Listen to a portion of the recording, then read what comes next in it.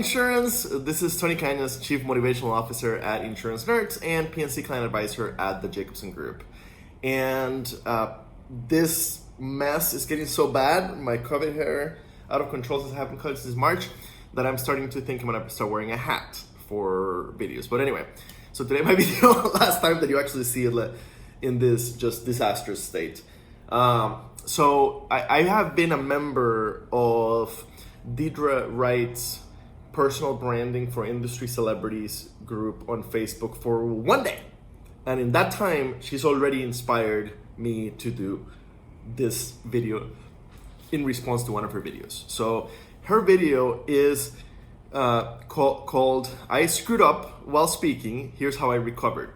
And in it, she asks people to comment if they've ever bombed during a public or small group speaking engagement. So I've had a few of those, so I figured I would reply on video and share with the rest of the community. I highly recommend that you click the link, the link in the comment, and join Deidre's personal branding for industry celebrities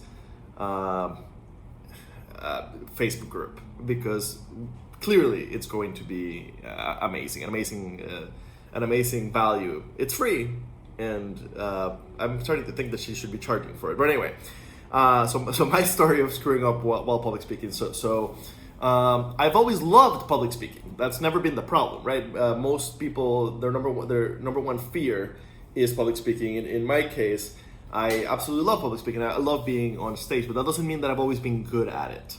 So the first time that I got to present to a leadership group that was within Nationwide, and three of us from the Sacramento Gen Y Associate Research Group, or the Sacramento chapter of the Gen Y Associate Research Group, presented on managing millennials in the insurance industry. And I had written the presentation, so I presented most of it, and we received the complaint that if all three, or the feedback, constructive feedback, that if all three of us got on stage, so to speak, all three of us should have had somewhat equal speaking time. So lesson learned. Then that same presentation, I presented it, or that same topic, I presented by myself at the CPCU Society Leadership Summit in 2014 in Phoenix, Arizona, or Scottsdale, Arizona to be exact. And I bombed. This presentation was packed with charts and packed with information to the gills. I probably pulled a Matt Struck and stuck an hour and a half of content into an hour-long presentation, or 2 hours of content into an hour-long presentation. I did not know the material up and down, right? The Steve Jobs mantra of if you need PowerPoint, you don't know the material. Well, I always need PowerPoint, but at that time I needed PowerPoint for everything. So it bombed. It was not a good match for my personality style. I didn't know the material well enough. I focused too much on charts and things that what people have already heard. I didn't tell stories. It was boring, which is weird. Anyway, it was so bad that I had a heckler, and it was so bad that I ran out of time before getting to my last slide. It was a really, really bad presentation. Luckily, I had already been approved to present the same topic at the annual meeting 6 months later. And this time, I took the exact opposite approach, and I really leaned into my personality. I wore the Superman shirt for the first time, the presentation was largely based on stories instead of stats. Much more memorable, much more fun, much more interactive. I added interaction through text messaging to the presentation, and it was a huge success. So much so that it launched my speaking career. I've now given a version of that presentation in about 60 different insurance conferences all over the U.S. So it really, really helped out. And even after becoming a fairly well-known public speaker within insurance, I've had some challenging ones that I'll share while presenting to the Oklahoma City CPCU. I believe it was the Central Oklahoma CPCU in Oklahoma, the Central Oklahoma CPCU Society chapter in Oklahoma City, and I decided to use Google Slides for the first time. For whatever reason, the interactivity was working better in Google Slides than in PowerPoint, and the country club. So I think it was a country club. The Wi-Fi wasn't great, and it died halfway through my presentation. So it was hard. It was hard because I lost slides halfway through the presentation and had to kind of recover.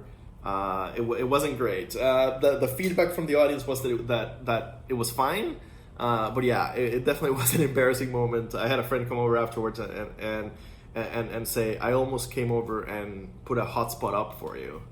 And I was like, you should have, for real. You really should have. If it ever happens again, please do so.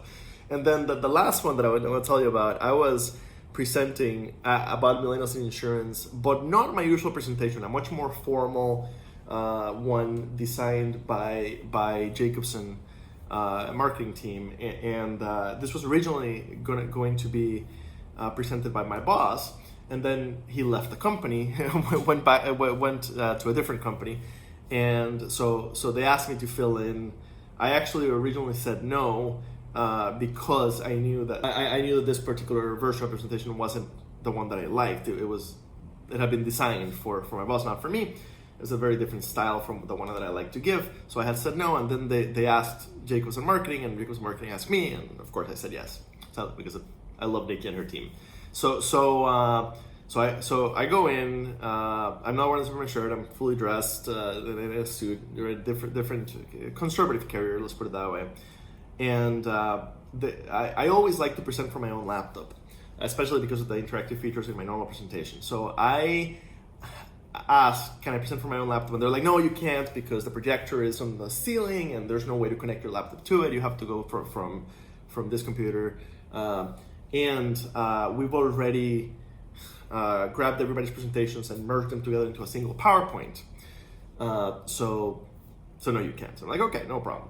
So I get up on stage when it's my turn. There's no break. So the last speaker just finished speaking. I get up on stage, and I'm ready to get going.